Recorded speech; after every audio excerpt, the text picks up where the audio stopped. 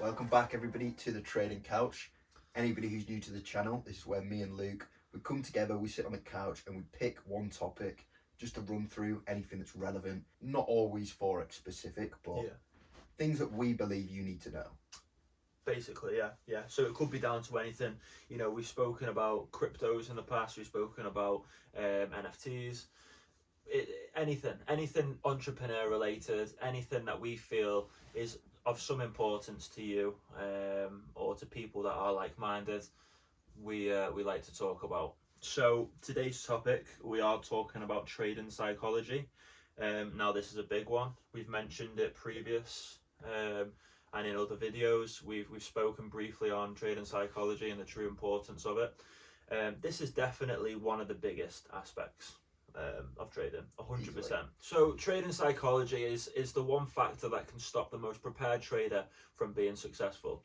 Learning a strategy or a skill is one thing, but if you've not trained your mind alongside this, the skill is worthless. This is exactly how it goes with trading.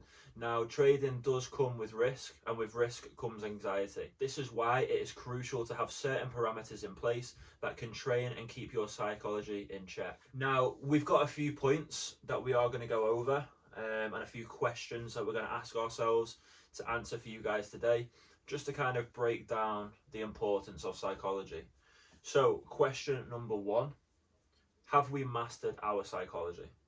I mean, to start this off straight away, nobody ever masters the psychology. It's not something that can be mastered. It's just something that's managed.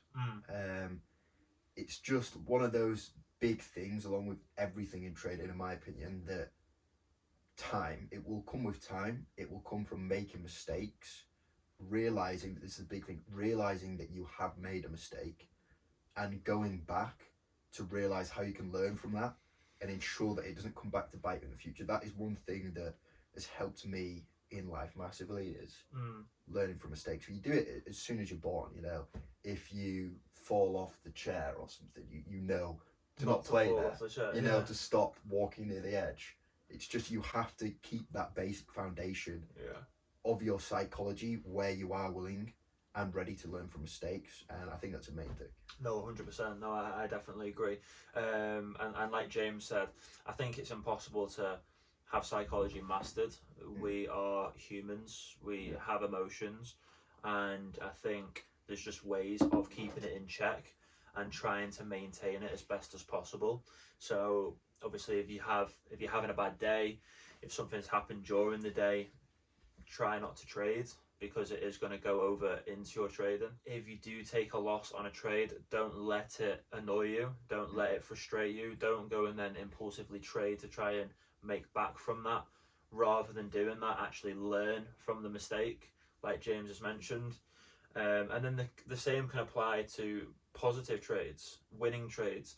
Just because you've won 2 or 3 trades in a row, it doesn't mean you can then again go and impulsively trade, because your strategy and your analysis is now 100% accurate, because it's not at the end of the day, and you are going to take losses.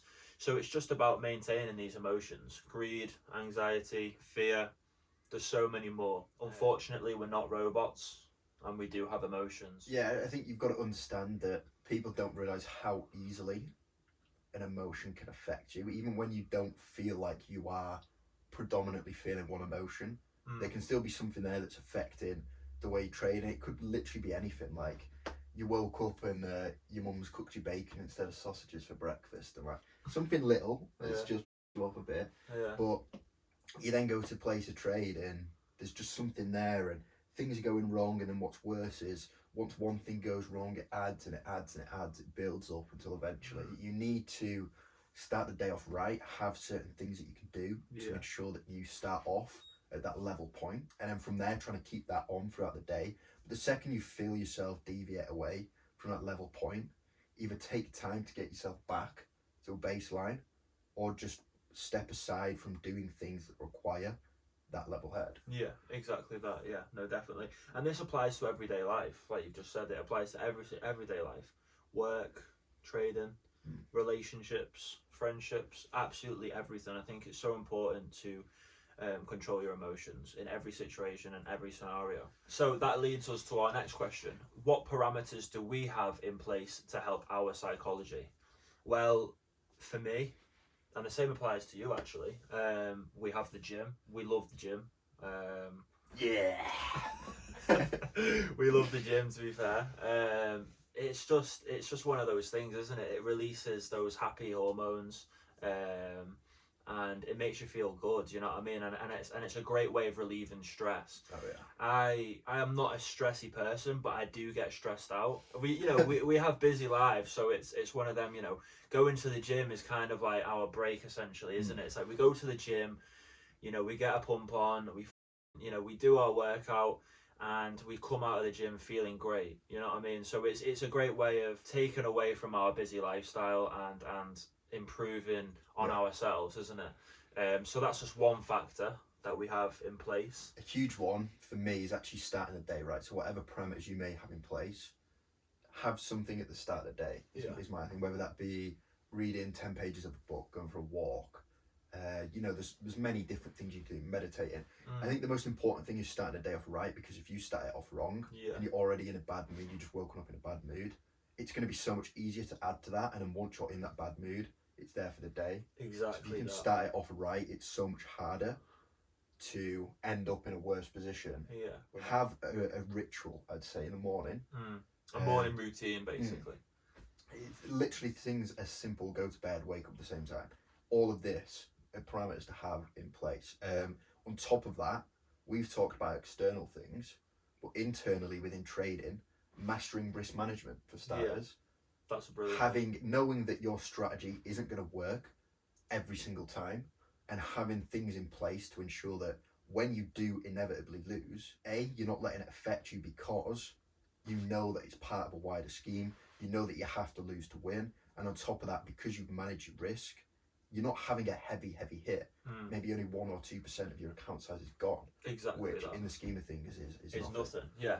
So obviously we do implement a maximum of 2% risk with every trade that we place. So we know before we even go into a trade exactly how much we are risking. So we know that at most we are going to lose 2% of our equity on this trade. Now the potential return could be double or triple that, depending on our risk to reward ratio. So I think, like James has said, that is a really good, important internal factor to have in place, risk management. But on top of that, actually sticking to your trading plan and strategy as well is another big one. Oh yeah, no, huge. So many people will have multiple strategies, and they're just trying to get so many trades out of the market, that fear of missing out, and just like, yeah, that looks okay, let's just throw that on, because they just want more trading opportunities. It's like, have your strategy in place and stick to it, whether that means going a day, a week without trading. Wait until price delivers what you need, because when you then place a trade, you cannot have any worry, you cannot have any regrets of placing it. So this is what we mean by having things in place to just set yourself up for victory. Just don't make stupid decisions, don't set yourself up for failure. What is it? Fail to prepare is preparing to fail. So obviously using good risk management, having a good risk to reward ratio, making sure that all the boxes are ticked in terms of your analysis and the setup for the trades, because if you have done thorough analysis and you are confident in the analysis you've done, then you shouldn't have any negative emotion in place with that trade. You shouldn't be worrying, you shouldn't have that fear. You should be confident in that trade. You should be excited to watch the trade play out.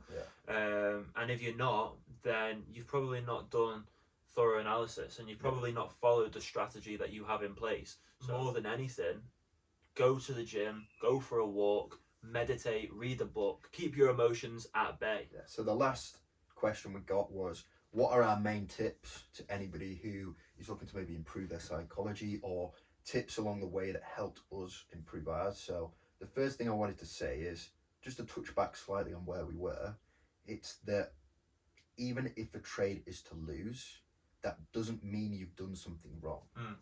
Now, as I said, if you do have a list in place, like this is what I do, I have a 3-step process in place, and I will tick through each one.